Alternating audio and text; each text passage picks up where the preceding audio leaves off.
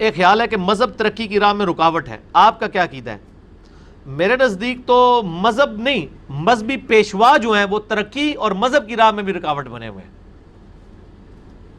اوائل سائنس کی جو ابتدائی ترقی ہے وہ ساری مسلمان سائنٹسٹ کے ذریعے ہوئی ہے، اور یہ گوروں سے آپ پوچھ لیں، کیمسٹری ہو، الجبرا ہو، الجبرا تو لفظ ہی جو ہے وہ عربی کا ہے، جس کے اوپر پوری آپ کا بولین الجبرا اور پھر یہ ساری چیزیں، پوری موبائل ٹیکنالوجی، الیکٹرانکس کی ٹیکنالوجی کھڑی ہے، یہ سب کا سب جو ہے وہ مسلمانوں کی جو ہے وہ ڈسکوریز ہیں۔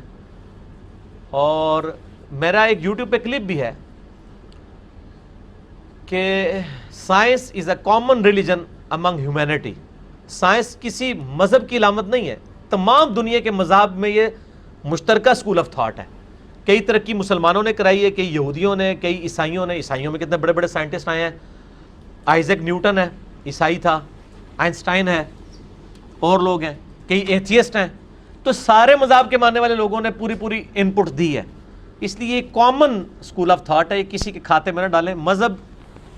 ترقی کی راہ میں، ہاں ترکنے کے راہ میں ضرور رکاوٹ ہے، ترک جاؤ، پنجابی والا ترک، گندگی۔ اگر آپ ترقی یہ کہتے ہیں کہ پڑھ لکھ کے آپ نے عورتوں مردوں کا اختلاط کروانا ہے تو یہ تو اسلام اجازت نہیں دے گا۔ آج عورت کو کموڈٹی بنا دیا ہے یورپ کے معاشرے نے، لوگ چیخ رہے ہیں کہ عورت کی عزت نہیں ہے، اور آپ کو پتہ ہے سب سے زیادہ پروپیگنڈا اسلام کے خلاف ہوتا ہے کہ یہ عورتوں کے خلاف ہے،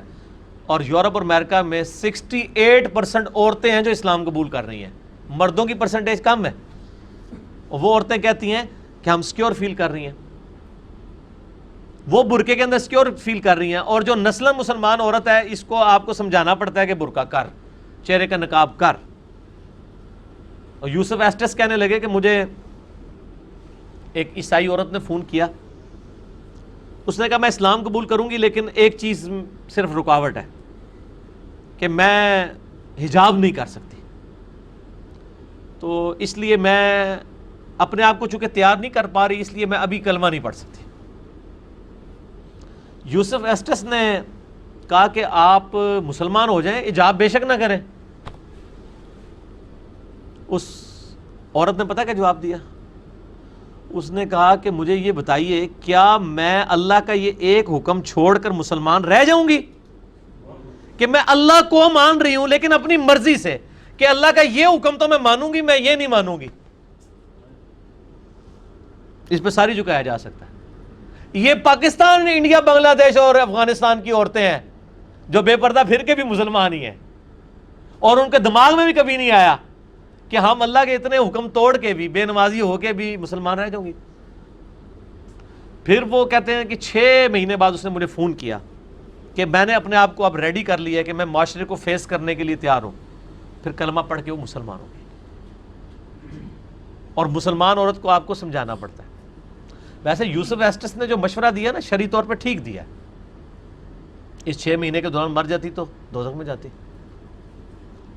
انہی لمیٹیشنز کے ساتھ اگر کوئی اسلام قبول کر لے اس کو اسلام ضرور قبول کروائیں، کیونکہ جدو اتنے مسلمان نقاب نہیں کر رہے تھے یار، ایک غیر مسلم کر رہے تھے، اللہ دے بندو تسی ٹھیکہ لے اسلام دا، ٹھیک ہے نا جی۔ تو اس حوالے سے دعوت و تبلیغ کے دوران اگر کوئی ایسی سچویشن آئے تو کلمہ ضرور پڑھ لینا چاہیے، باقی آہستہ آہستہ جو امپرومنٹ ہے وہ کر لیں۔ تراویح نفل